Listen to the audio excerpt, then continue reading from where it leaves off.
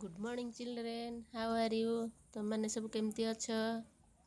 Now open your my English book at page 24.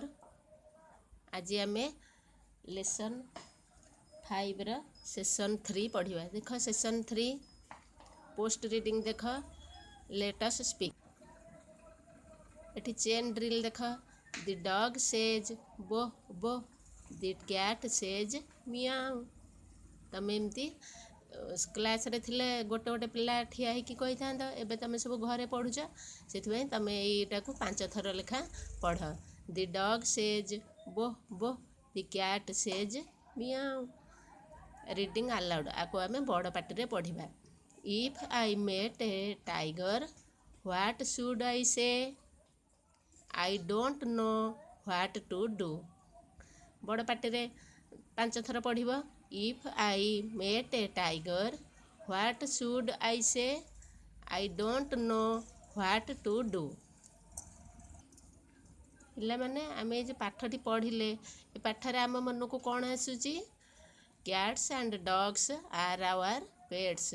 कुकुर बिलेई माने एवं कुकुर माने आमर पोषा अटंती।